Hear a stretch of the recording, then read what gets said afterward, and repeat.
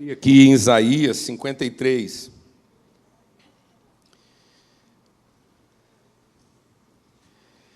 E diz assim: quem creu na nossa pregação e a quem foi revelado o braço do Senhor? Quem creu na palavra? Quem de fato entendeu? Quem de fato teve o seu entendimento transformado por aquilo que Deus está falando? Amém? Essa é a introdução da palavra. Será que nós estamos tendo nosso entendimento transformado? Essa é a questão. Quem tem ouvidos para ouvir, ouça.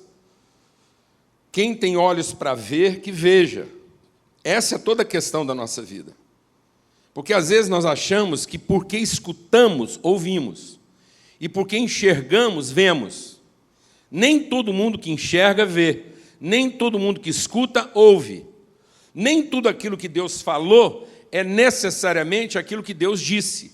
O diabo, quando quer enganar a gente, ele usa o que Deus falou, mas que não foi o que Deus disse. Porque as coisas que Deus falou só são aquilo que Deus disse se eu estou discernindo no Espírito, pelo Espírito, aquilo que é o coração de Deus no que Ele está falando. Então, muitas vezes eu estou escutando o que Deus está falando, mas não estou ouvindo o que Deus está dizendo. Então, há um risco de que, ao escutar o que Deus está falando, eu me torne um crente. Porque isso desenvolve em mim uma crença, a crença de que porque eu escutei é o que Deus disse, e não é, é só o que Deus falou. É importante entender que aquilo que Deus disse tem que encontrar em mim ouvidos de ouvir, para gerar em mim uma fé, uma convicção inabalável, naquilo que é uma referência absoluta e não relativa. Então Deus não quer imprimir em mim paradigmas ou referências relativas, que mudam de acordo com a circunstância, mas oferecer para mim uma referência de absoluto, imutável. Essa é a fé. Porque é essa fé que vai pautar, que vai orientar, que vai matizar aquilo que é o meu comportamento. Muitas vezes, por conta do que Deus falou e que eu escutei, eu posso ser estimulado a um determinado padrão de comportamento, mas aquilo não determinou a transformação do meu entendimento. De modo que a qualquer momento eu posso escutar outra coisa que alguém falou e vou mudar o meu comportamento, porque aquilo que eu escutei anteriormente não gerou em mim uma convicção de absoluto, mas gerou em mim uma sensação de relativo. Amém, amados? Amém? Porque foi exatamente o que aconteceu com o homem. Deus falou e o homem escutou. O diabo veio e falou e o homem também escutou. Por que o diabo tinha ouvidos para escutar? Por que o homem tinha ouvidos para escutar o que o diabo estava falando? Porque ele escutou o que Deus falou, mas não ouviu o que Deus disse. Amém? Amém, amados? Então a fé vem de quê? De escutar pregações? Não. De tanto escutar pregação, você vai virar crente. E aí você vai ficar procurando cada dia um pregador melhor que satisfaça as coceiras que você tem no ouvido. Então, já que eu tenho ouvido, para ter certeza que eu estou escutando, o ouvido coça, porque senão eu vou achar que eu sou surdo. Então, para mim saber que eu não sou surdo, eu tenho que escutar. Para mim saber que eu não sou cego, eu tenho que enxergar. Mas aí eu saio enxergando e escutando, mas não estou vendo nem ouvindo. Glória a Deus. Amém. Quem ouviu? Quem é que está ouvindo o que Deus está falando? Quem é que está ouvindo aquilo que Deus diz? Quem é que discerniu, de fato, a ação de Deus no seu propósito e não a ação de Deus no seu resultado mais imediato? Quem é que está discernindo a razão pela qual o braço de Deus se move? Qual é o propósito de Deus em se movimentar? Qual é o propósito de Deus em fazer as coisas que Ele está fazendo? Então, quem? A quem foi revelado esse movimento de Deus, essa ação de Deus? Porque foi subindo como um renovo perante Ele. E como raiz de uma terra seca, não tinha aparência nem formosura. Olhamos, Mas nenhuma beleza havia que nos agradasse. Está vendo? Começa a ter um conflito. A gente olha, mas não vê. Porque aquilo que a gente enxerga não agrada. Amém, irmãos? Amém? Há um risco muito grande de eu estar sendo enganado, não porque eu sou cego de não enxergar. Há um risco de eu estar sendo enganado exatamente porque eu sou cego de enxergar. Porque eu enxergo, eu acho que vejo.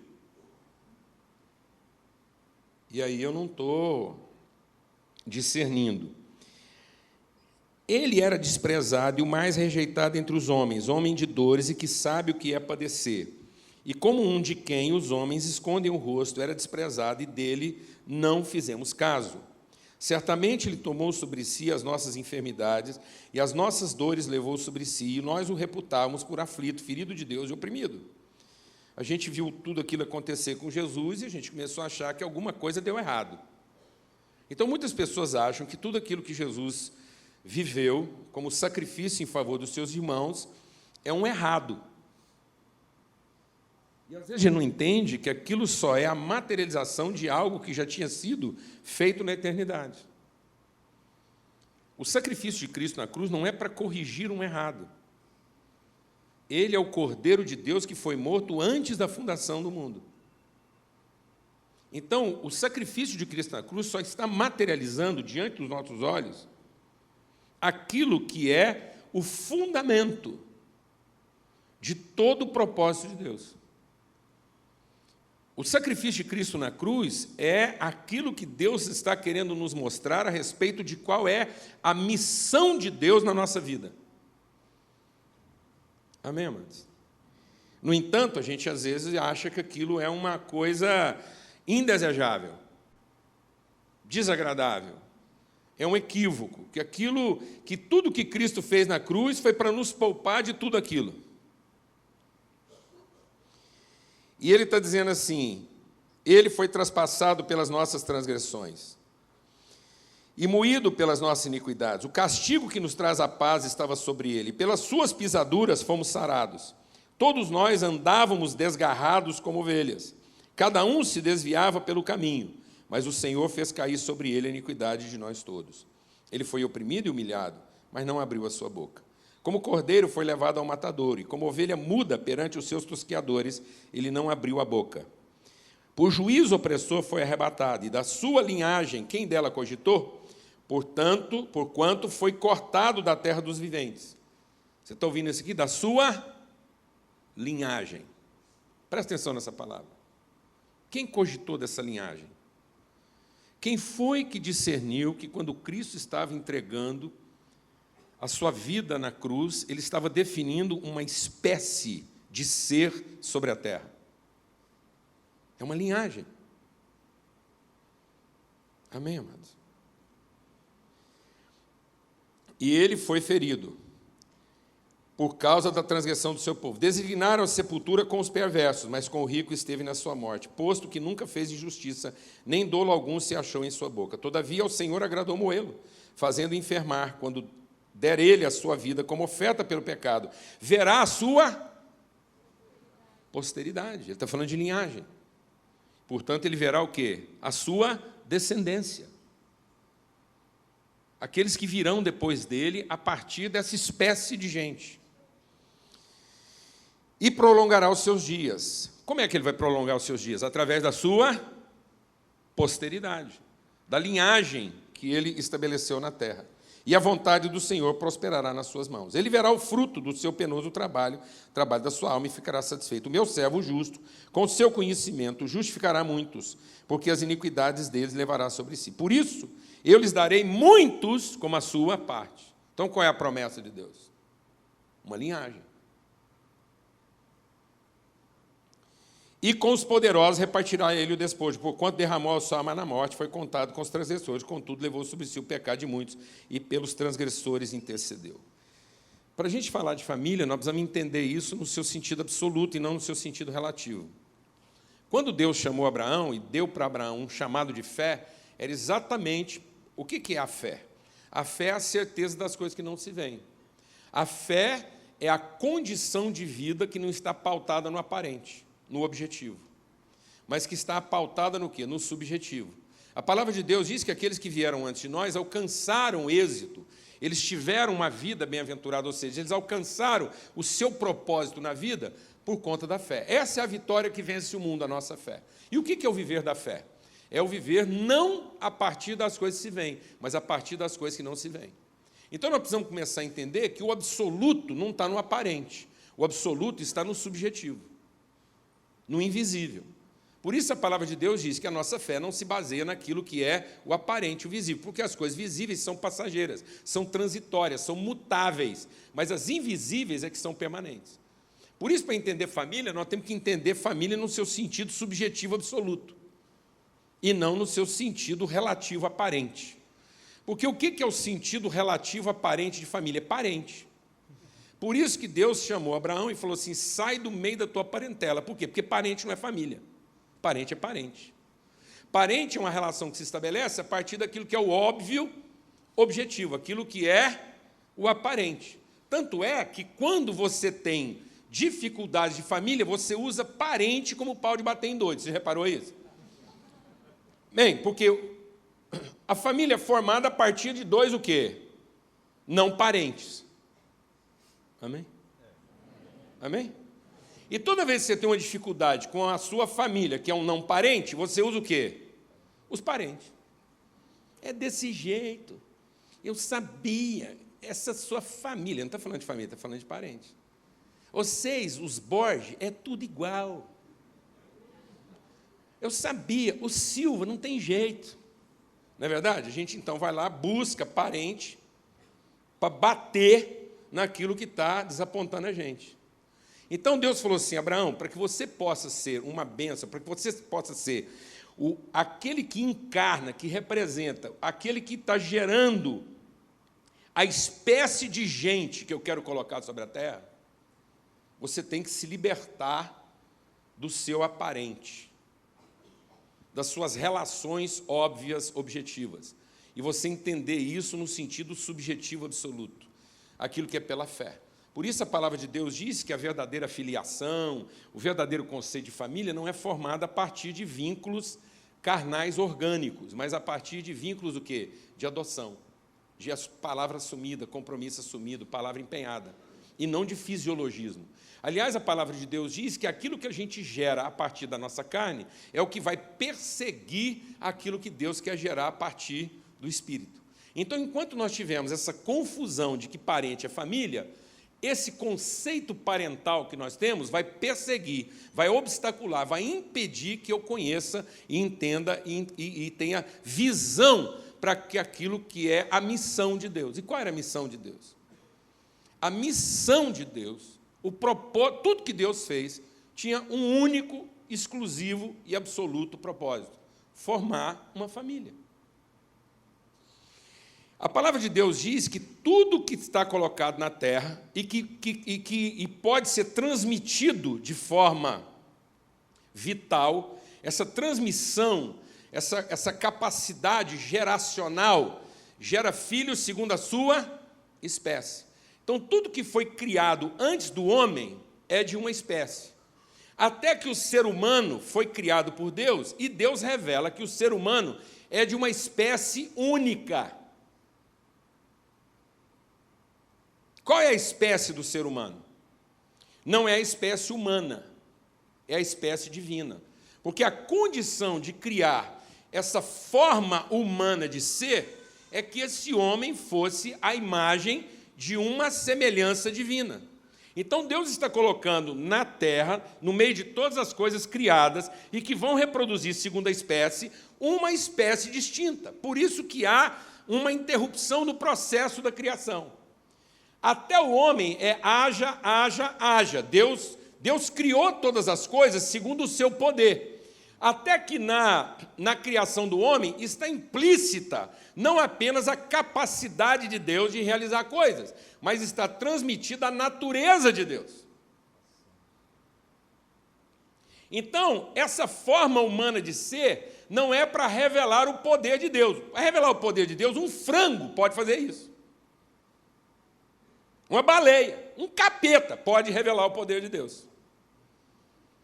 Mas para revelar a natureza de Deus e a sua vontade, só alguém que corresponde ao propósito de Deus de gerar uma forma humana de ser. Glória a Deus, amado. Então Deus não está gerando um ente humano. O frango é um ente galináceo, entendeu? Amém? Um cachorro é um ente canino, mas o homem não é um ente. Ele não é um substantivo animal. Ele é um verbo encarnado. É uma forma humana de ser que revela a espécie divina de ser. Exclusivo. Por isso que nem todo o homem é ser humano. Entendeu? Então tem muito homem, mulher, que é um ente humano. Por isso que entre os entes humanos, cada um escolhe de que espécie quer ser. Então não temos que ficar aqui discutindo espécie. Gênero. Isso é uma perda de tempo. Isso é perda de tempo ficar discutindo gênero. A igreja sempre entra atrasada nessas discussões. Enquanto a igreja está discutindo se só tem 2 gêneros, a psicologia mundial já definiu 120. Igual a ver se você aguenta um barulho desse. Quanto tempo nós vamos gastar aqui para definir aqui 120? Vamos economizar, mas quantos habitantes tem a Terra? Só de ente humano. 7 bilhões. Então, de quantos gêneros nós estamos falando na Terra? 7 bilhões, porque cada um que seja o que quer ser, ué. Ninguém tem nada com isso.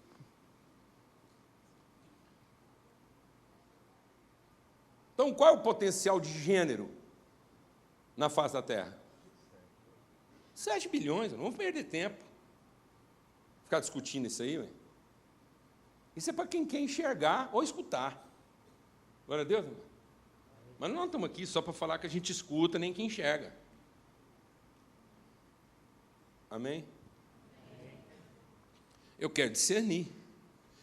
Então, porque quando Deus está falando de criar essa forma humana de ser, Ele não está falando de Adão e Eva só. Adão e Eva são a semente, a forma primeira, explícita, daquele que é a imagem. Essa forma humana de ser, na sua plenitude, é Cristo e a igreja. Então, essa é a imagem. Por isso que Cristo é o nosso Salvador. Cristo não é só o nosso Salvador porque Ele resolve a nossa problemática circunstancial. Cristo não é o Salvador porque Ele me fez enxergar. Cristo não é o Salvador porque ele curou o cego de nascença. Ele não é o Salvador porque fez o paralítico andar. Cristo é o Salvador porque Ele traz luz à humanidade, porque Ele nos revela o que é a condição humana de ser segundo a missão de Deus. O que é que Deus tem como missão? O que é que Deus quer fazer? Porque Deus diz, façamos, e Ele fez. Qual foi a única coisa que Deus estabeleceu para Ele que faria? O que Deus está engajado em fazer, amado? Uma única coisa. Amém? O propósito de Deus não era fazer a galinha, a árvore, o tomate, o abacate, não. O propósito de Deus é, ao criar essas coisas, isso, o seu ambiente,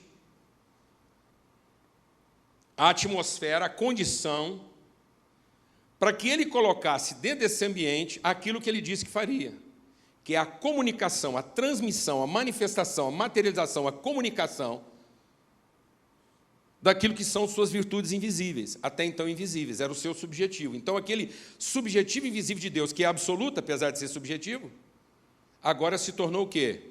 Possível de ser visto, comunicado. Através de quê? De uma família. Então, qual é a matriz de Deus? Quando Deus pensa em ordem, organização, planejamento, qual é a matriz de Deus? É familiar. Onde é que a gente peca? É porque a gente abandona a matriz familiar de Deus, e essa matriz familiar de Deus é a condição que Deus estabeleceu para formar uma consciência humana de ser, segundo a natureza de Deus, e a gente vai optando por matrizes o quê? Humanas e institucionais. Então a gente começa a achar que qualquer tipo de ordem é ordem. Não, mas algumas formas de organização nossa é a nossa maneira de desorganizar o que Deus queria organizar através de uma família. Alguém está entendendo o que eu estou falando? Não? Amém? Então a gente não peca na bagunça. A gente não peca fazendo a coisa errada. A gente peca supondo um certo fora de ordem. Porque a gente supõe uma forma de ordem diferente da ordem que Deus estabeleceu e que só poderia funcionar se fosse numa matriz o quê? Familiar relacional. Glória a Deus, amém. Então, isso é uma vontade. Então, nós não fomos criados a partir de um poder, nós fomos criados a partir de uma vontade. Quantas vezes você vem nessa reunião aqui para buscar a vontade de Deus? E quantas vezes você vem aqui para buscar o quê? O poder. Quando eu venho aqui para buscar o poder, eu estou pensando em realizar qual vontade? A minha. Porque eu acho que Deus me deu uma missão. Não, Deus não te deu uma missão. Você é a missão de Deus. E eu só vou conseguir cumprir a missão de Deus se eu conhecer a sua vontade, não se eu ficar ocupado em conhecer o seu poder. Deus é todo poderoso, amados? Todo Deus que se preza tem que ser todo poderoso, onipotente e onisciente, senão ele não dura. Entendeu? Então, quando a gente pensa que Deus é onipotente, onisciente e onipresente, a gente acertou no óbvio.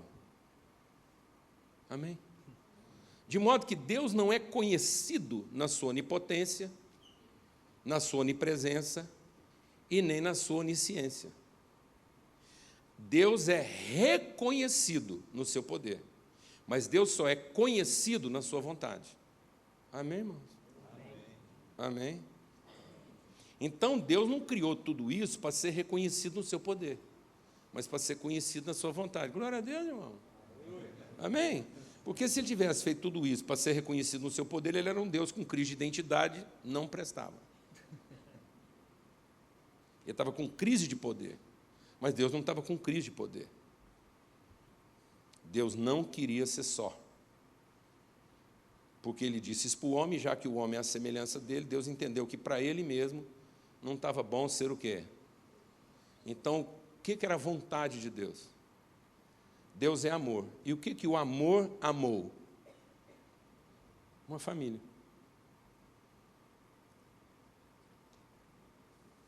Amém, irmão? Glória a Deus.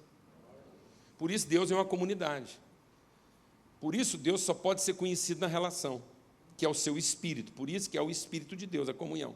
Então, Deus não pode ser conhecido fora da comunidade, da relação. Porque toda a missão de Deus era criar uma comunidade. Para que ele pudesse comungar, repartir, entregar as suas virtudes. Senão, as suas virtudes, só para ele, não faziam sentido. Quem está entendendo o que eu estou falando? Então, Deus está colocando um propósito para as suas virtudes. E qual é o propósito? Onde é que as virtudes de Deus alcançam o seu propósito? Na família, na comunhão. Por isso é o amor manifestado numa espécie, que é o filho, e que esse filho, ao dar a vida, gera o quê? Uma linhagem. Glória a Deus, amado. Amém? Então, é o amor do Pai, a graça do Filho e a comunhão do Espírito Santo. Então, onde é que está manifesto o avivamento? Nós queremos o avivamento do Espírito Santo? Então, onde é que está o avivamento do Espírito Santo? Em que todos nós tenhamos uma consciência de família. Vivamos como uma família. Sejamos uma família. Família de quem? De Deus. Porque agora a igreja, nós estamos da igreja, que é o quê? A família de Deus. E é através dessa família que a multiforme sabedoria de Deus pode ser conhecida. Glória a Deus, amado. Então não é reconhecer o seu poder, é conhecer a sua vontade. Se Deus é onipotente, quanto do poder de Deus ele usou para fazer tudo que ele fez? Está vendo? Está vendo? Quanto do poder de Deus ele usou para fazer tudo que ele fez? Tudo? Sei lá, ué. Está vendo? Não interessa. Interessa? Não interessa. Por que não interessa? Porque o lance não é que ele tinha todo o poder, o lance é que ele estava no começo, então o poder é dele, a vontade é dele, pronto. Agora ele faz com o poder que ele tem e ninguém pode achar ruim.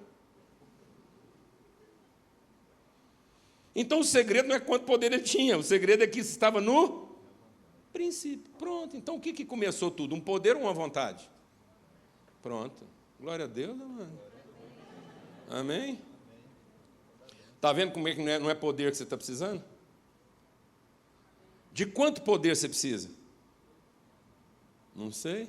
Também não interessa. O que interessa? É saber se você está harmonizado com a vontade que começou tudo isso, pronto. Quando Jó ficou em crise, ele estava com a crise de quê? De poder. E Deus falou para Jó, você está ficando doido. Vem cá, conhece a minha vontade, você vai saber que a minha vontade não pode ser contrariada. Você alinha com a minha vontade, começa a pensar nos outros, passa a preocupar com você mesmo, você vai se tornar essa forma humana de ser. Aleluia, irmão. Amém? Você vai começar a ser dessa espécie. Olha que coisa linda. Amém?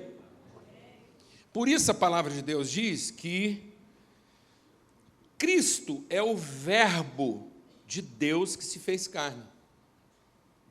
Por isso, dentro dessa linhagem, essa família, que é a missão de Deus, Deus falou assim, eu vou formar uma família para mim.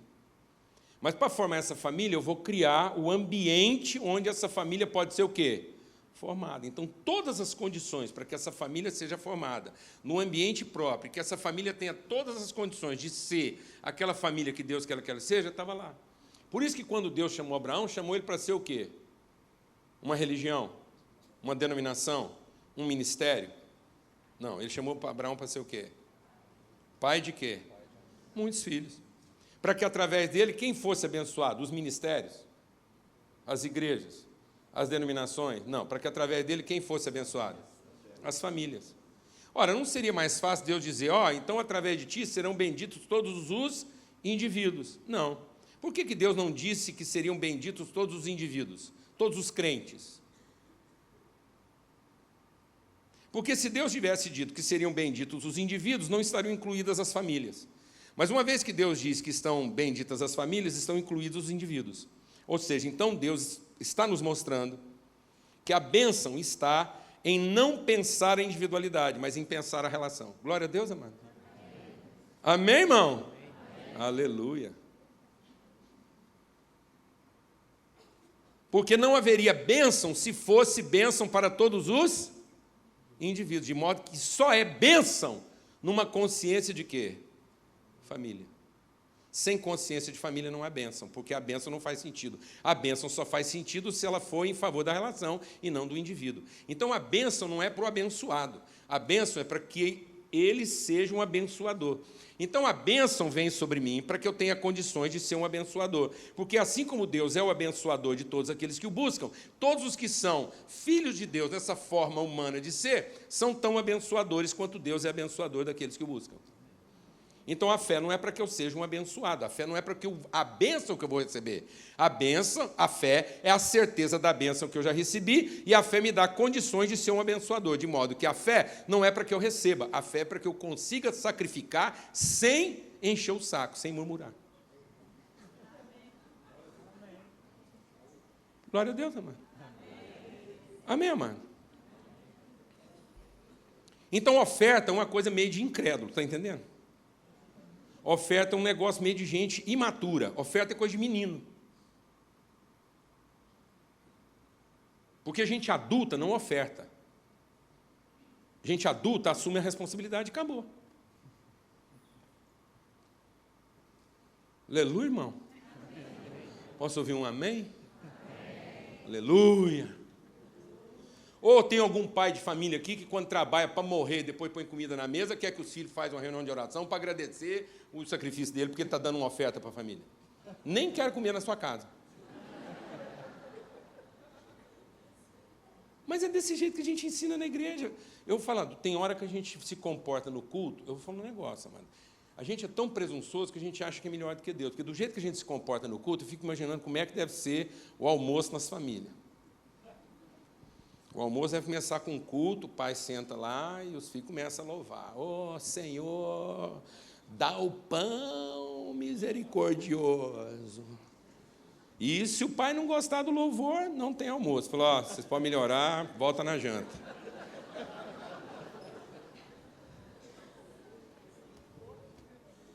Eu acho que tem umas casas de crente lá que os filhos têm que comparecer com o dízimo antes de comer. E dependendo do tanto de dízimo que ele dá, ele pode comer 2 bifes.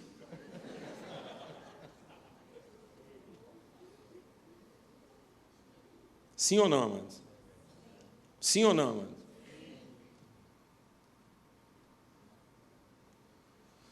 Então a fé é uma consciência de natureza e não um desejo de benefício. Fala devagar. A fé é uma consciência de natureza e propósito e não um desejo de benefício. Quem deseja o benefício é crente. Quem tem consciência de propósito e natureza é justo. Então a fé não é para formar um crente, a fé é para formar um justo.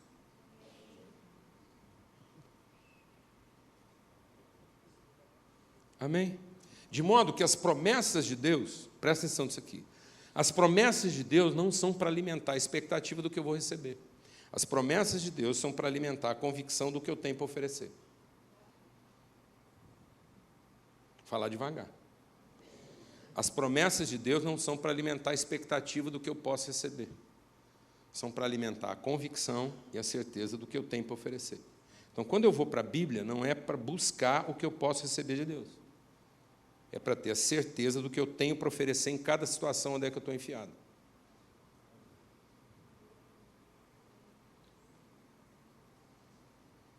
Porque eu entendo que todas as coisas cooperam para o bem, então, eu estou dando uma situação, então essa situação parece que é uma perplexidade, eu não estou entendendo o que eu estou fazendo aqui, então eu vou para a Bíblia entender o que eu tenho para oferecer nessa situação.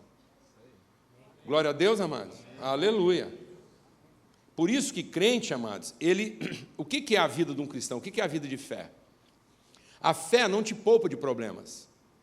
A fé não deixa que você seja mal afetado pelos problemas. Porque, na verdade, a gente fica aqui pedindo que Deus resolva os nossos problemas, e o nosso problema não são os problemas. O nosso problema é a forma como eles estão nos afetando. Sim ou não? Sim ou não? É isso. Então, nós temos uma afetação equivocada, porque nós não temos fé. E nós temos uma afetação equivocada, porque cada vez que acontece um problema, eu estou pensando naquilo que eu não estou recebendo, em vez de estar pensando no que eu tenho para oferecer. Por que um cristão fica doente? Amado, presta atenção.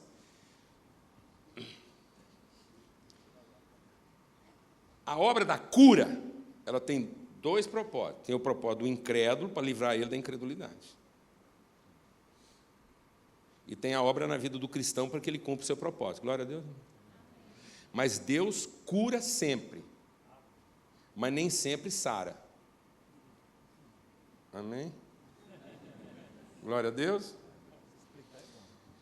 Porque essa cura física objetiva é para tratar a nossa incredulidade. Mas quando eu já sou uma pessoa convertida, eu tenho que entender o propósito de eu estar passando aquilo para eu não ficar doente da alma. Porque ninguém vai salvar o corpo, está entendendo? Por mais que você já tenha passado em umas 20 curas, vai morrer. Entendeu? Então o cara, tive uma experiência com Deus, fui curado agora, vai morrer. Então não adianta. A gente salva aquilo temporariamente para cumprir um propósito, mas enfim, vai morrer. Entendeu? Agora, eu preciso saber, foi igual Paulo. Então agora, o que Deus quer tratar na minha alma? Então o que um cristão fica doente? Para encontrar os outros doentes, porque se ele não ficasse doente, ele não ia encontrar a comunidade dele. Está entendendo o que eu estou falando? Não? Amém? O que Paulo foi fazer dentro de uma cadeia? Encontrou o irmão dele, que estava lá de carcereiro, e mesmo que ele marcasse uma visita, ele não encontrava aquele cara daquele jeito. Então ele foi lá, as portas abriram, ele não foi embora. Por que ele não foi embora? Porque ele estava ali numa missão. José estava preso, e a Bíblia diz o quê? José estava na cadeia e o Senhor era com ele. Então não é o problema, é a forma como ele está nos afetando. Então eu vou te fazer uma pergunta. Você vai na padaria para comprar pão ou para encontrar o padeiro?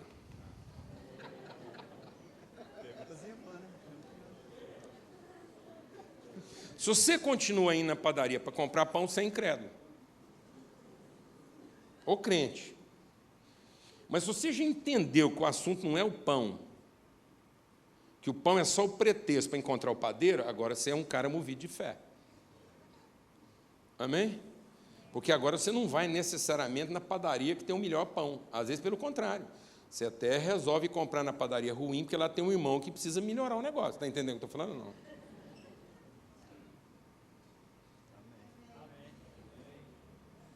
Ou você vai num restaurante, você é mal servido, você reclama ou intervém?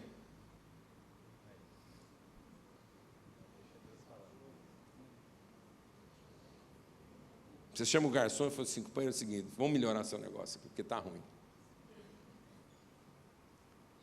Os lugares que a gente frequenta têm que ficar melhores depois da nossa passagem, e não a gente sair lá reclamando como quem foi mal servido. Se você foi num restaurante e sai de lá reclamando, esse restaurante não viu luz.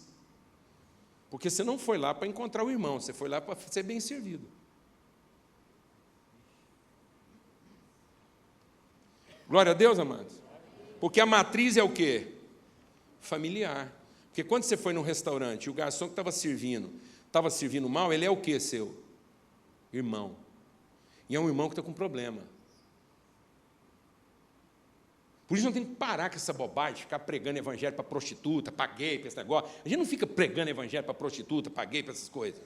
A gente tem que pregar evangelho para quem? Para os irmãos. Porque ela não é prostituta, ela está. E por que ela está prostituta? Porque ela não tem consciência de família, ela é órfã. Entendeu, irmão?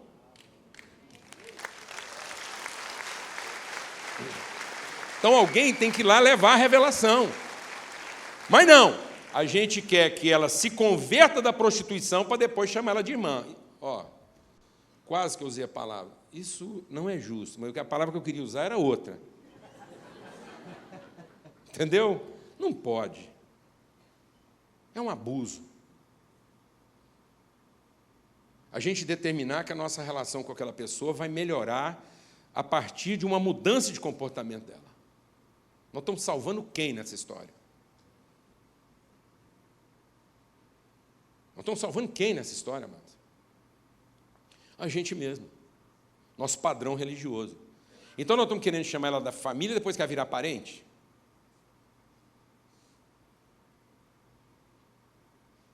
Depois que ela mudar a sua aparência, eu chamo ela de irmã? O que pode salvar ela, mano? É eu chamar ela de irmã antes dela mudar. Porque a ninguém mais conhecemos segundo a carne. Nem mesmo a Cristo. Por isso, ninguém tem maior amor do que esse, do que aquele que dá a vida pelos seus irmãos. E a gente pensa que irmãos é os parentes. Vendo o seu irmão, eu já imagino que isso já delimitou. Vendo o seu irmão passar necessidade. Então ele não é meu irmão, ele está passando necessidade, não tem nada com isso. Se fosse um irmão, eu tinha. Quem disse que ele não é irmão? E por que ele ainda não é irmão? Porque ninguém foi lá chamar as coisas que não são como se já fossem. Isso é fé, amado. Fé não é chamar alguma coisa que agora é, porque agora é. Fé é a certeza daquilo que ainda não se vê. É chamar as coisas que não são como se já fossem. Isso é fé. Então, a fé não é o que eu vou receber, mas a fé é a certeza do que eu tenho para oferecer. Então, quando a palavra de Deus está falando, a fé é a certeza das coisas que ainda não se veem, as coisas que ainda não se veem é meu próprio respeito. Fé é para ter certeza que eu tenho coisas para oferecer que eu mesmo não sabia que tinha. Até que eu estou dentro de uma situação que aparentemente parece ser uma situação o quê? Que não tem beleza, eu não vejo beleza naquilo, aquilo não me agrada, mas apesar daquilo não me agradar, é aquilo que Deus está chamando de belo. Porque nós estamos contaminados por uma coisa aparente. Então, Jesus, o Cristo, ele é o Verbo encarnado de Deus. De modo que quando Deus nos deu um nome, deixa o Espírito de Deus ministrar o seu coração. Quando Deus nos deu um nome, esse nome não é substantivo. Esse nome é verbal. Faz toda a diferença. Então, o nome que Deus nos dá é um nome verbal. De modo que o nome do nosso Salvador não é Jesus substantivo, é o verbal Cristo. Então, Jesus veio revelar o nome que Deus deu para ele na eternidade. E qual foi o nome que Deus deu para Jesus na eternidade? O Cristo, aquele que foi ungido para dar a vida em favor dos seus irmãos. Então, está vendo que é um nome verbal, não é substantivo? Então, quando a Bíblia diz que Deus chama cada um pelo seu próprio nome, é porque Deus te deu um nome o quê? Verbal. Cada um de nós aqui encarna um movimento do braço de Deus. Glória a Deus, amado. Então, em nome de Jesus, a fé não é para que eu veja o braço de Deus se movimentando a meu favor. Não, a fé é para que ela nasce de ter visto o braço. Eu vi o braço de Deus se movimentando, e isso gerou uma fé em mim, de modo que agora o meu braço se movimenta da mesma forma que eu vi o braço de Deus se movimentando. Eu sou o nome verbal desse movimento. Eu encarno essa ação de Deus.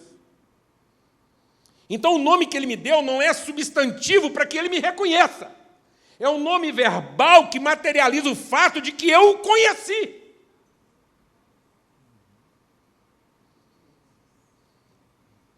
Eu conheci Deus no seu nome, quando eu vi o amor de Deus se movimentando a nosso favor. E agora isso me dá uma personalidade. Isso me dá uma identidade de movimento. Glória a Deus, amado. Então não há um nome substantivo para que eu me diferencie do outro. Há um nome verbal que só encontra sentido quando eu me movimento em favor do outro. Então Deus não nos deu nomes substantivos para que eu me separe do outro, para que eu me veja diferente do outro. Deus me deu um nome verbal, de modo que eu só tenho consciência de quem eu sou, de fato, quando eu me movimento em favor do outro. Porque isso é o quê? Isso é uma genética. Isso é uma genealogia. Isso é uma linhagem. Só que nós não estamos buscando essa linhagem. Então, quando a gente olha para Jesus, eu quero que o meu substantivo seja salvo pelo substantivo dele. Eu fico esperando o que o substantivo Jesus vai fazer a favor do meu substantivo Paulo. Como se a espécie dele fosse salvar a minha espécie. Não, amados. Cristo é para mostrar que eu sou da espécie dele. A salvação está em entender que eu não vou ser salvo na minha espécie ente humano, mas que eu vou ser salvo ao me transformar nessa forma humana de ser. Aleluia, irmão. Glória a Deus. De modo que nessa família de Deus, todo mundo é dessa espécie. Todo mundo na família de Deus é essa forma humana de ser. Todos encarnam ações verbais de Deus, dando a vida em favor de quem? Dos seus irmãos, nas suas várias formas. Um dá a vida de um jeito, outro dá de outro, e aí pronto. As formas são distintas, mas a natureza é a mesma. De modo que todos têm nome de Cristo. É interessante, eu tenho meditado nessa questão do verbo, e é curioso, porque talvez a gente tenha algumas dificuldades, por causa da nossa forma de conjugação. De modo que na conjugação ocidental, o verbo, ele é conjugado, ele é nominado, não conjugado, ele é nominado no seu infinitivo. E isso é uma desgraça. Porque quando eu quero dar o nome verbal do amor, eu digo que o nome do verbo é o quê? Amar. E quando eu digo que o verbo é amar, é um potencial. Eu posso amar, talvez eu ame, que bom se eu amasse. Mas na conjugação hebraica, o nome verbal não é infinitivo, é passado perfeito. Aleluia, irmão. Olha que coisa maravilhosa. Aí o nome do verbo é o quê? Amor. Então eu sou filho de um Deus amor. Aleluia, irmão. De modo que, como filho de Deus, eu não estou pensando aqui se eu vou amar, que bom se eu amasse, talvez eu ame. Glória a Deus. Então o meu casamento não vai ser um casamento bem-sucedido se eu penso que o verbo é amar. Mas o meu casamento será bem-sucedido se eu penso que o verbo é o quê? Amor, acabou. Isso é amor. Você entrou nisso não porque você está querendo amar, ou porque você gostaria de ser amado, glória a Deus. Isso é amor. Por isso que Deus não tem prazer naqueles que estão sempre retrocedendo, como se isso fosse futuro. Quem ensinou a gente a conjugar isso no futuro? Quem ensinou a gente a conjugar as coisas numa perspectiva de futuro? O diabo, porque foi o diabo que disse, no dia em que você fizer, então você será. Foi o diabo que colocou o verbo no infinitivo. Está vendo a cilada? Porque para Deus, o verbo estava na origem. Deus amou. Nós não estamos aqui orando para que Deus nos ame.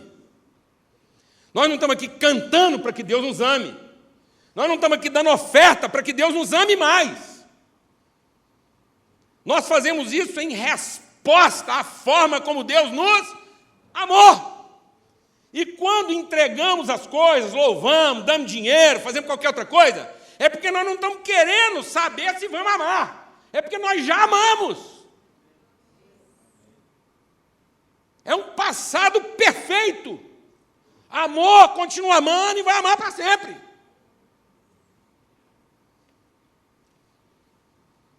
Você vai amar sua mulher? Ah, alguém vai separar porque o amor acabou. Por que o amor acabou? Porque não foi passado perfeito.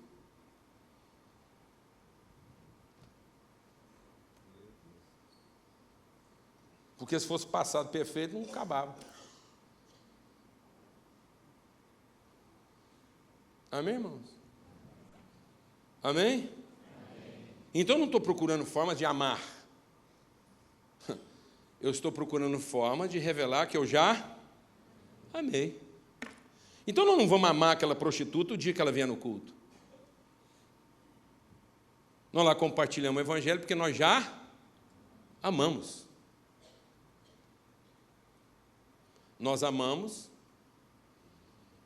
porque Deus pode nos amar? Não, porque Deus já nos amou primeiro. Então, como é que as pessoas vão conhecer o amor de Deus? Se nós começarmos a amar as pessoas? Não, as pessoas vão conhecer o amor de Deus se elas perceberem que nós já a amamos. Que isso na nossa vida é um passado perfeito. Isso está no nosso princípio e não no nosso futuro. Nós vamos encontrar esse amor no futuro porque ele é a nossa origem. Então, porque ele é a nossa alfa, ele é também o nosso ômega. Onde foi que o diabo nos enganou? Ele nos enganou com a ideia de que nós fazemos o bem para ficar bom.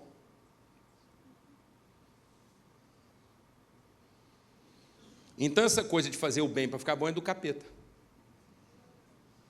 Porque quem faz o bem para ficar bom faz por interesse. Quem faz por interesse já não amou. Então, por que a gente faz o bem? Porque é bom, não sabemos fazer outra coisa. Glória a Deus, amado. Glória a Deus, amado. Por isso que o amor não se irrita. Amém? Porque não são as pessoas que irritam a gente. Ninguém irrita você. Você é que se deixa irritar. E por que você se deixa irritar? Fala. Por que você se deixa irritar? Porque você não amou, ué. Você ainda está querendo ver se ama. Se ele se comportar bem, você ama. Se não comportar, você fica irritado.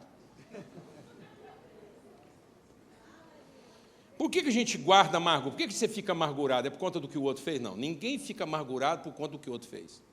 A gente só fica amargurado por conta da expectativa que a gente tem do que o outro fará. Então, eu nunca fico amargurado pelo que o outro faz de errado, eu fico amargurado pelo que eu fiz de certo. Eu fiz uma coisa certa na expectativa de que eu vou merecer um certo correspondente do meu certo. Na medida em que eu fiz o certo e não tenho o correspondente do meu certo, eu estou magoado, porque o negócio foi ruim. Quem está entendendo o que eu estou falando?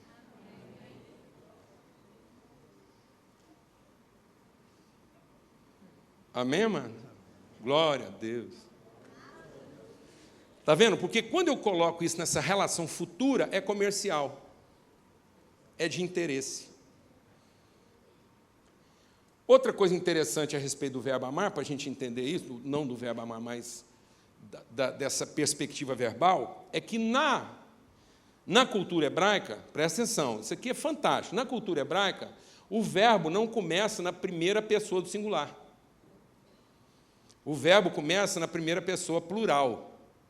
E aí a gente precisa entender uma coisa, que nós, presta atenção, nós não é plural de primeira pessoa.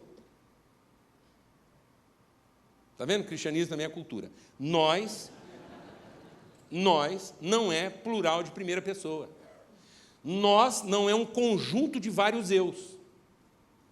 Porque enquanto tiver um eu, não é nós. Entendeu? Amém, irmão? Glória a Deus. Então, nós não é plural de primeira pessoa. Por isso que igreja não é reunião.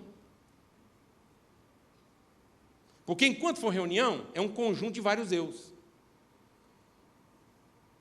em que cada um está procurando poder para resolver seu próprio interesse. Quem está entendendo o que eu estou falando aqui? E ainda aluga os outros para rezar por ele. Está entendendo o que eu estou falando? Amém? Amém? Nós é a primeira pessoa em plural. Nós quer dizer que não há mais nenhum eu. Por isso que Deus abomina nossas reuniões, porque Deus não quer reunião, Deus quer encontro. Então a igreja não é um local de reunião, não é uma assembleia de eus. Igreja é um encontro de nós. A igreja é a única condição em que nós encontra nós. Glória a Deus, amado. Onde é que você está indo? Encontrar nós. Entender nós, pensar nós. Rapaz, isso está fazendo uma diferença na minha vida, sabe? Por exemplo, o cristão fica doente, aí eu vou lá no hospital. Antigamente, eu ia lá orar para o cara sair. Depois eu faço isso, mas eu não estou perdendo mais a chance. Porque se o cara for incrédulo, eu vou orar para ele ser sarado. Mas se ele for crente de verdade, eu já chego lá e falo, irmão, é o seguinte, queria aproveitar o fato que enquanto nós estamos lá agarrados, lutando, uma peleja lá fora, você está aqui deitado, no soro, enfermeira, entre a vida e a morte, eu vim aqui pedir para você orar por nós.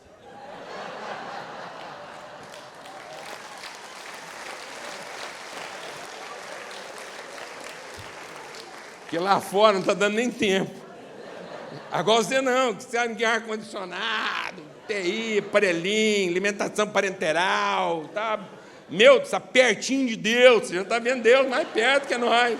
Você é a parte de nós, está mais pertinho de Deus, você está aqui agarrado, você está bom de oração, suas orações estão valendo muito mais do que as nossas. Então, por favor, vim aqui pedir para você orar por nós. Porque essa foi a cura de Jó. Quando foi que Jó foi curado?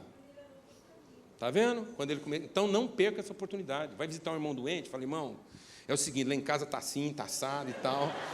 Já dá um dever de casa para o cara, entendeu? Porque se ele morrer, ele já morre na missão. Não estou brincando, não.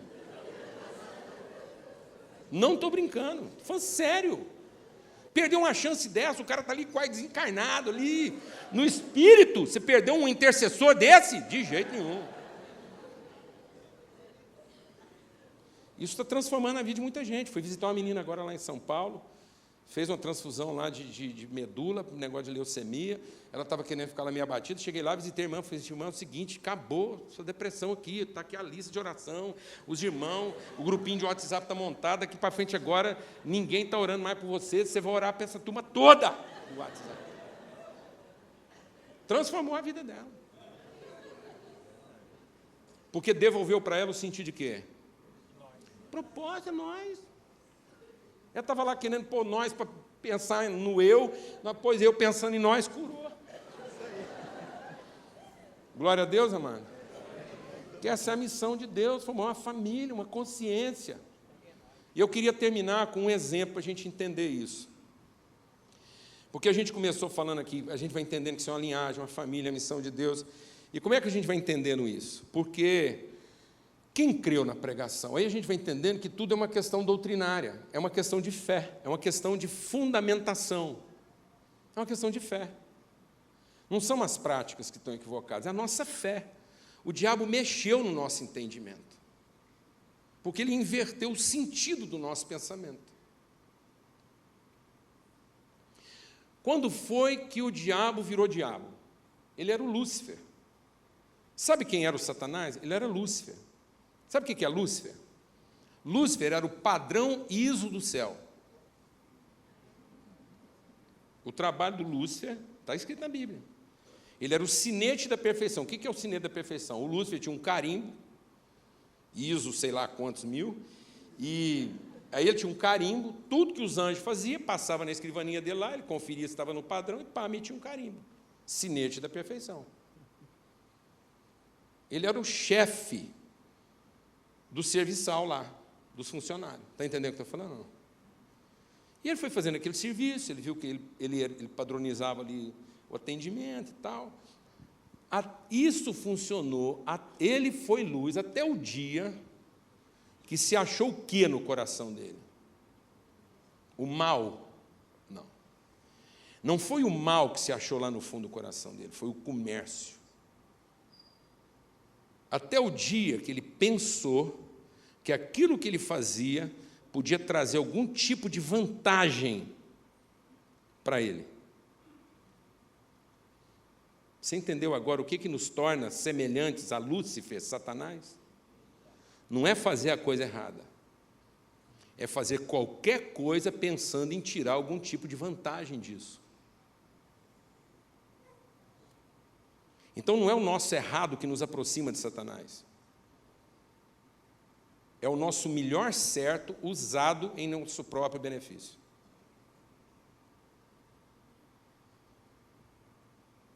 Que não é para a comunidade, é para a individualidade. Então, no dia em que entrou comércio nele, ele virou Satanás. Então, vou te explicar isso de uma forma que todo mundo aqui entende. Por que às vezes você está buscando Deus, nós estamos querendo, Deus, na minha casa, buscando, orando, rezando, e às vezes a coisa não acontece. Por que não acontece? Porque às vezes Deus está querendo mostrar para nós um padrão de belo, mas nós não vemos beleza no que Deus chama belo. A gente enxerga, mas não vê. Porque quando Deus quer mostrar o seu padrão de belo, nós não vemos beleza no que Deus chama belo. Quem está entendendo o que eu estou falando aqui? Porque nós precisamos ter essa honestidade de entender que quando Deus quis revelar a sua beleza através de Cristo, nós não vimos beleza em Cristo. Porque às vezes nós não estamos vendo beleza em Cristo, nós estamos vendo benefício. Por isso nós não queremos ser como Ele, nós queremos ser com Ele. E a fé não é para você ser com Jesus. A fé não é para você ser atendido primeiro. A fé não é para que o cristão seja atendido primeiro. A fé é para que o cristão seja atendido por último.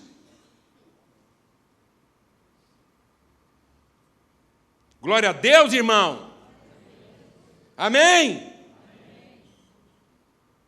Eu passei minha vida toda achando que meu pai, e principalmente minha mãe, gostava de pé e pescoço de frango. Achava. Como é que uma pessoa pode gostar de pé e pescoço? Até que eu descobri uma coisa. Eles gostavam de peito igualzinho eu. Só que eles largavam os peitos e as coxas para nós e ficavam com o pé e o pescoço. E a desgraça hoje é que já nem acha pescoço para comprar mais, para poder dar a lição em casa. Que já acha as bandejinhas de sobrecoxa, coxa, tudo, só as partes boas. Está entendendo o que eu estou falando ou não? Parece que os frangos hoje nascem sem pescoço, sem pé. essa espécie. Não tem essa espécie de frango. Amém, irmão? Isso é comércio. Glória a Deus. Então, o que acontece? Quando a palavra de Deus diz, nós estamos concluindo, quando a palavra de Deus diz assim, presta atenção, que o homem enxergou aquilo que era para ele ver, ele não viu, ele enxergou. E quando ele enxergou na criação o quê? Uma forma de benefício. Ele não viu uma inspiração, ele enxergou um benefício. Quem está entendendo o que eu estou falando? Então, quando ele enxergou o benefício, ele olhou para o fruto, que deveria ser uma inspiração. O fruto deveria ser uma inspiração, porque Deus diz assim, eu vos abençoei para frutificar. Então, quando eu olhasse para o fruto, aquilo devia me inspirar e não me seduzir. E aí a gente olha para o fruto hoje, e o fruto seduz, não inspira. Quem está entendendo o que eu estou falando? Então, quando o homem olhou para isso, ele mudou a sua ética. O que é a ética?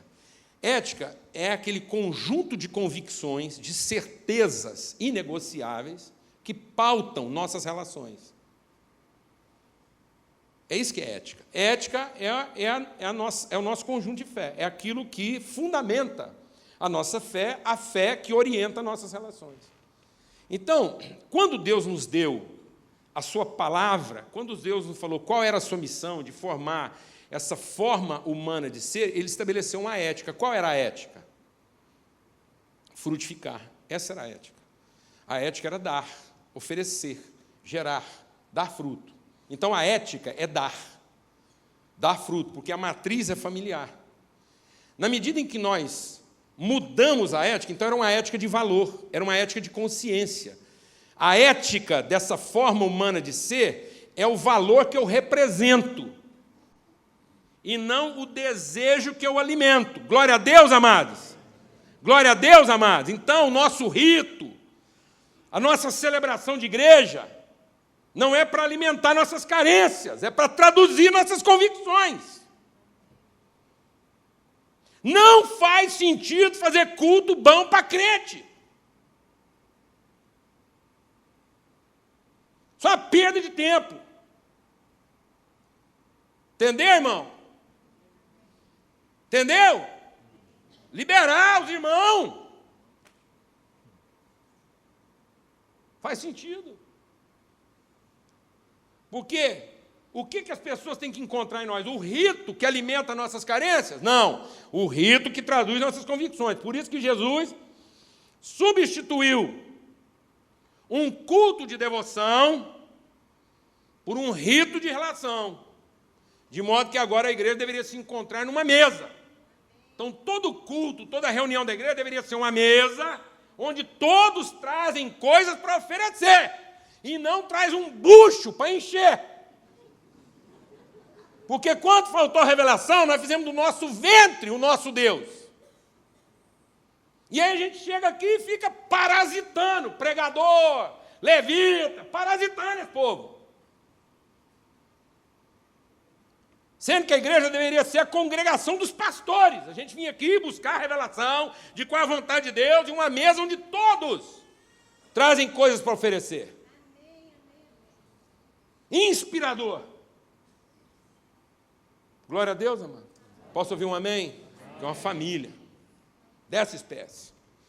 Então, nós mudamos a ética. Então, deixou de ser uma ética de valor, uma ética de que representa virtude, e nós transformamos isso numa ética de inclusão, de direito.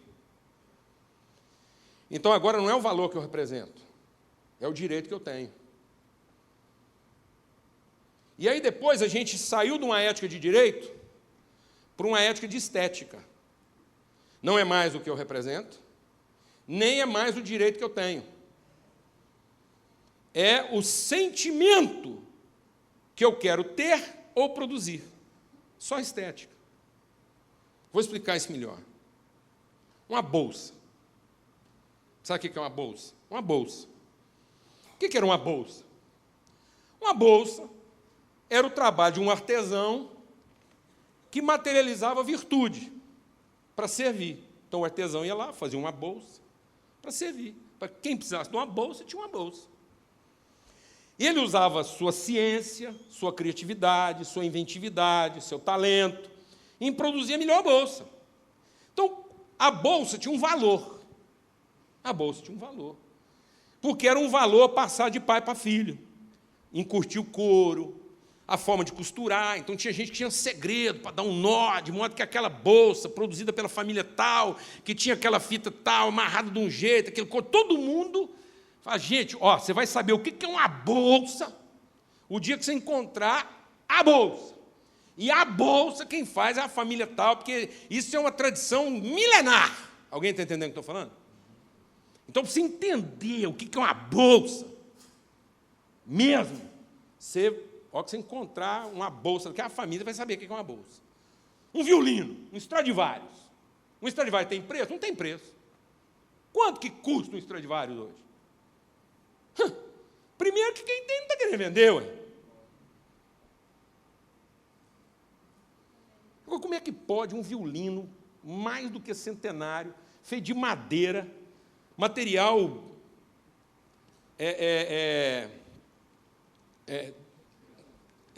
degenera, fugiu a palavra aqui, enfim, perecível, uma coisa feita de material perecível, pode, depois de um século e tanto, lá conduzir aquela sonoridade.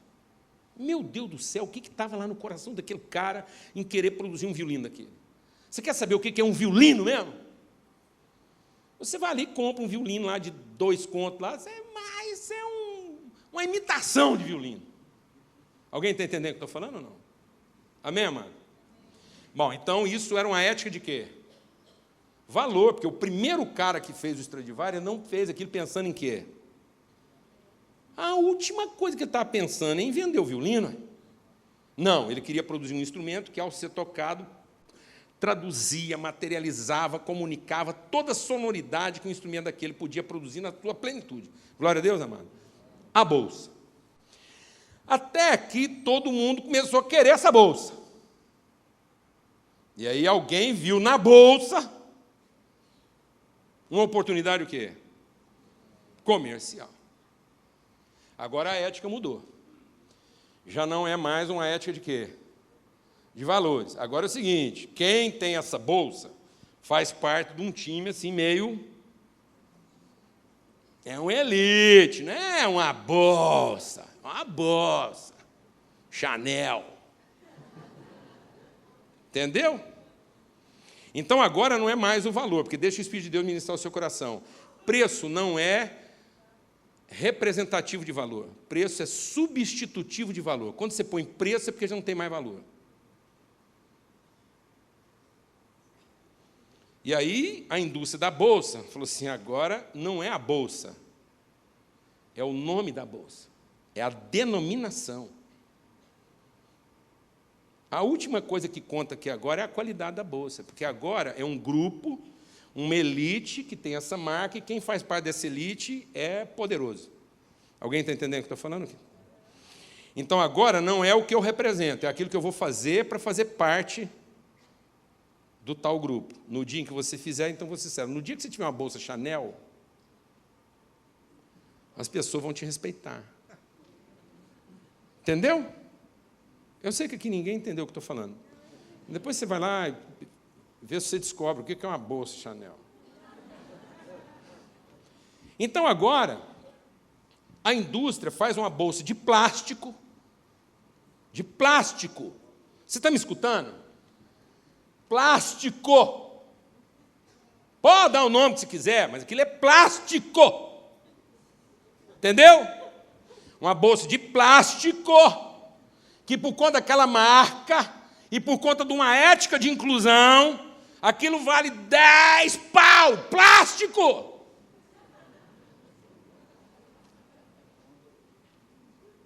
Porque ela vale isso. Não, isso é o que ela custa para poder dar à pessoa a condição de dizer que pertence àquele grupo.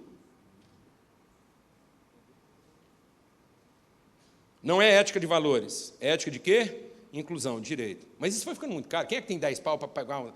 Não interessa, porque no fundo a maioria nem sabe direitinho se a marca é essa mesmo ou não. Então vamos mudar a ética. Então agora a ética de quê?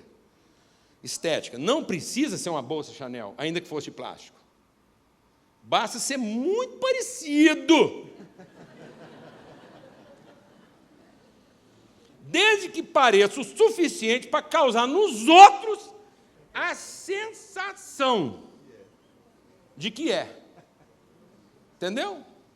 Aí tem gente que fala, a bolsa é falsa. Não é falsa. Não existe bolsa falsa. O que é uma bolsa falsa? Uma carteira. A calça do fulano é falsa. Não, o que é uma calça falsa? Uma saia. Uma calça falsa é uma saia. Calça é calça. A desgraça é isso, é que aquilo é calça. Você usa como calça, ela só não é o quê? Legítima. Mas falsa ela não é, ela é real. Alguém está entendendo o que eu estou falando? Não. Ela é um falso real. Porque ela é um real para causar uma impressão ilegítima. Porque é uma ética de estética. Então a gente vem, sabe, amados? E a igreja está sofrendo isso. A igreja era representativa de uma ética de valores. Por conta das estruturas, para saber quem é que tem direito, quem é que vai para o céu. Os batistas, os presbiterianos, pentecostal, tradicional, assembleia, quem vai? Quem cumpre a missão de Deus? É só quem é da marca tal. Então agora você tem que pagar um preço para ser daquela marca para ter direito de comer a ceia que leva você para o céu. Qual é o monte da revelação? Qual é o horário do culto? Onde é que fica a bênção? Onde é que o Espírito Santo está derramando mesmo para valer? Tem que ligar o radar. Aí você vai lá, pá, é ali, aqui você está garantido, pronto.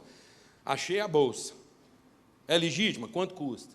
Mas isso dá muito trabalho, porque vai que a bolsa está lá em Paris. Não dá para ir lá em Paris, vamos inventar uma bolsa aqui nossa, fazemos um genérico aqui, e desde que cria a mesma sensação. Quem está entendendo o que eu estou falando aqui?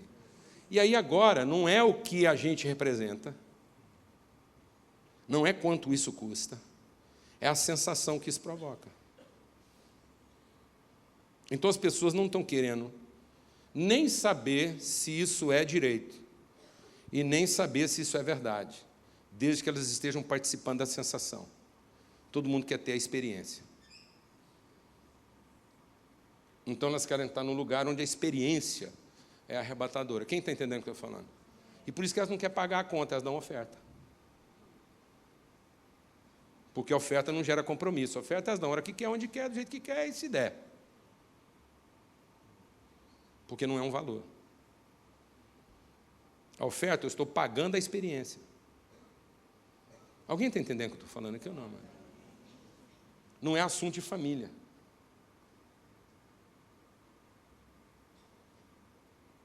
Se o irmão seu precisar de ajuda, você dá uma oferta para ele? Não, isso é um valor. De modo que quando a gente entra nessa ética de estética, eu estou gastando aquele tempinho que eu... Então, quando a gente entra nessa ética de estética, amém, amados? Você aproxima da pessoa, não porque você está querendo conhecer a pessoa. Você quer chegar bem perto dela para ver se a etiqueta da camisa é de verdade.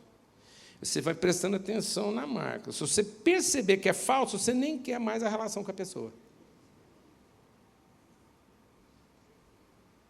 Alguém aqui sabe o que eu estou falando ou não, irmãos? Alguém aqui está entendendo o que eu estou falando ou não, irmão? A gente vai olhando para a pessoa assim, vai chegando perto da... A gente não quer chegar perto da pessoa, a gente quer chegar perto do quê? Da bolsa dela.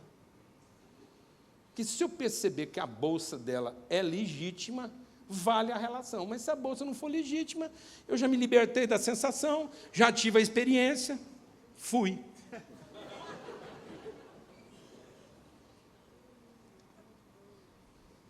É uma desgraça.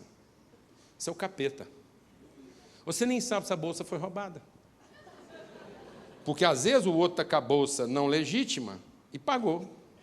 E o outro está com a bolsa legítima e foi roubada. Custou a vida de muita gente. Só está na mão dele porque ele é um desgraçado. Nada contra as bolsas. Mas contra essa ética. Porque isso entrou na cabeça da gente, porque foi a ética da Eva. Viu nada, enxergou que aquilo podia dar algum tipo de benefício, quis adquirir o direito e depois ter a experiência. E se contentou com a experiência. com a falsa sensação que tinha o direito. E a falsa sensação do direito deu a falsa sensação de que ela representava alguma coisa. Ah, porque eu estou tendo a experiência, eu tenho o direito? Porque eu estou vivendo a experiência, eu tenho direito de ir para o céu? E porque eu tenho direito de ir para o céu, eu estou representando alguma coisa? A minha certeza de céu diz que eu estou representando Deus na terra? A minha certeza de salvação futura diz que eu sou salvação presente? Ou é exatamente a minha sensação de salvação futura que está me isentando de ser salvação presente? Onde eu, pela bolsa, já determino quem é que vai para o céu e para o inferno.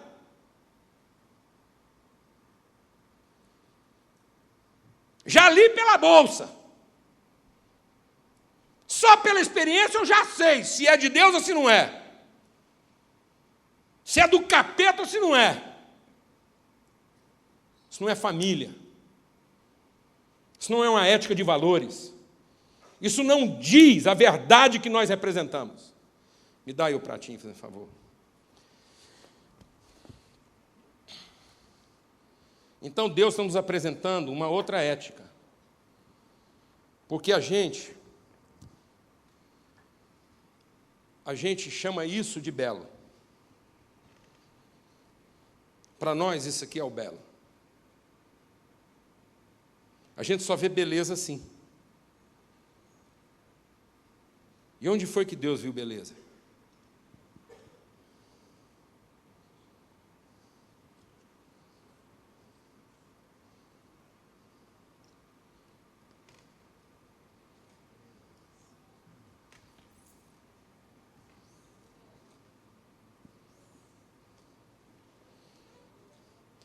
Isso é o belo de Deus.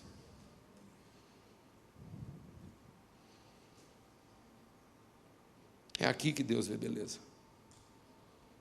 E é aqui que a gente... Pode comer, irmão, é santa. Não, porque se não comer não faz sentido. Amém? Porque senão não há beleza. É assim que Deus te vê belo. Essa é a beleza de Cristo em nós. E é aqui que nós não estamos vendo beleza. Há beleza numa cama arrumada às 7 da noite? Há beleza numa cama arrumada às 7 da noite.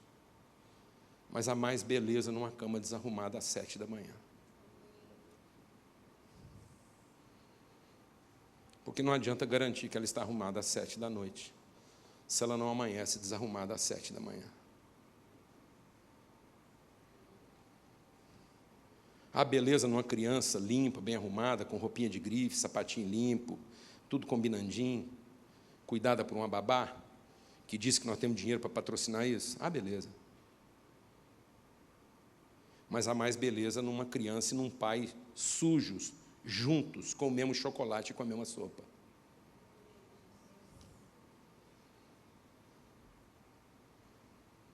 E hoje a gente vê as crianças bem arrumadas, e há beleza no fato de que eu consegui dinheiro para deixá-la bem arrumada. Eu consegui dinheiro para ter beleza no diploma dela. Há beleza num diploma? Há beleza num diploma. Mas há beleza num diploma usado sem mente mercenária.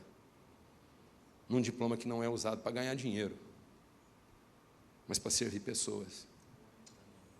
E é nisso que nós não estamos vendo mais beleza. É lindo ver uma criança bem arrumada, mas é desgraçado ver que quem está sujo com a sopa dela é a babá e não a mãe. Porque a mãe e o pai seriam belos se estivessem sujos da mesma sopa.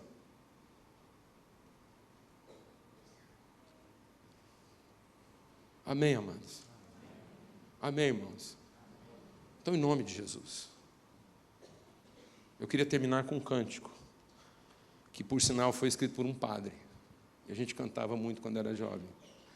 Que a beleza de Cristo se veja em mim, toda sua admirável pureza e amor. Ó, tu chama divina, todo meu ser refina, que a beleza de Cristo se veja em mim. Amém. E qual é a beleza de Cristo em nós? É sermos família. Pensarmos família. Vivemos família. Sermos a família de Deus na terra. De modo que você vai para casa agora não pensando no que sua família pode dar para você, mas em tudo aquilo que você tem para oferecer para ela. É bonito chegar numa casa e ver uma bandeja assim. Mas seria muito mais belo chegar numa casa e ver uma bandeja cheia de cascas assim. Eu ainda não vi louça decorativa assim. Eu só vejo louças decorativas assim. Então eu quero te dizer uma coisa: se tiver que fazer uma estátua sua ou minha, se um dia você quiser fazer uma estátua minha para colocar em algum lugar, faça uma estátua assim. Mas pelas misericórdias de Deus, não faça uma estátua assim. Amém? Porque a melhor imagem que nós temos de Jesus na vida não foi Ele curando um paralítico. Foi Ele dando a vida na cruz. E aquilo não é para que eu o admire. Aquilo é para que eu queira ser como Ele. Para que aquela não seja a imagem dele, mas que aquela também seja a minha imagem, a nossa imagem. Amém? Para que assim como ele foi para a cruz dele, cada um de nós também vá para a sua cruz. Cristão pode carregar crucifixo? Pode. Com imagem, preferencialmente. Se tiver que arrumar um crucifixo, arruma um com imagem, mas a sua. Pega um crucifixo, manda esculpir a sua imagem, prega nele e pendura no pescoço. Porque todo mundo vai olhar para você e saber que você é uma pessoa crucificada. E alguém que olhar para você e perceber que você é uma pessoa crucificada não vai ter medo de você.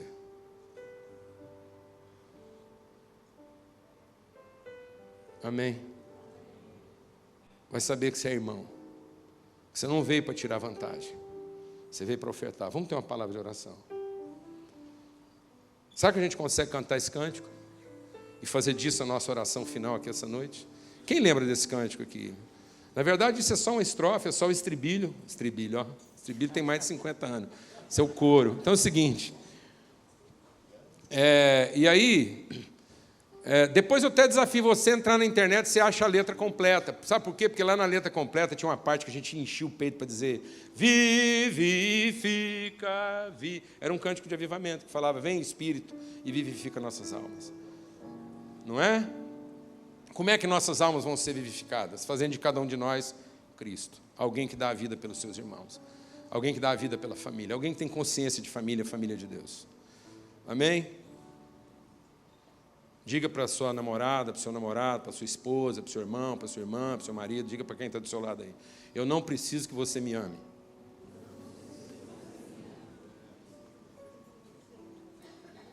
Aleluia. Amém? Amém? O verbo para mim agora é amou. Amém? O verbo para mim agora é amei. Te amei. Assim como Deus me amou. Aleluia. Vamos cantar esse cântico? Vamos lá? Agora vocês têm que tirar no tom. Ou vai naquele tom que eu cantei mesmo? Vai daquele jeito? Que a beleza de Cristo se veja em mim. Admirável pureza e amor. Admirável pureza e amor. Ó tu chama divina. Ó tu chama divina. Todo meu ser refina. Todo meu ser refina. Até que a beleza de Cristo se veja em mim. Vai mais uma vez, que eu acho que agora sai. Agora se veja em nós. Cristo se veja em nós. toda a sua admirável pureza e amor. Ó, tu chama divina, todo meu ser refina, até que a beleza de Cristo se veja em nós. Amém? Do que essa chama vai nos refinar? De comércio. Deus não quer que ninguém carregue comércio no templo, de modo que você não tem nada no seu coração que você carrega para trocar. Tudo que você tem carregado no seu coração é para oferecer e não para trocar. Que Deus abençoe. Que Deus faça resplandecer sobre nós o seu rosto e nos dê paz.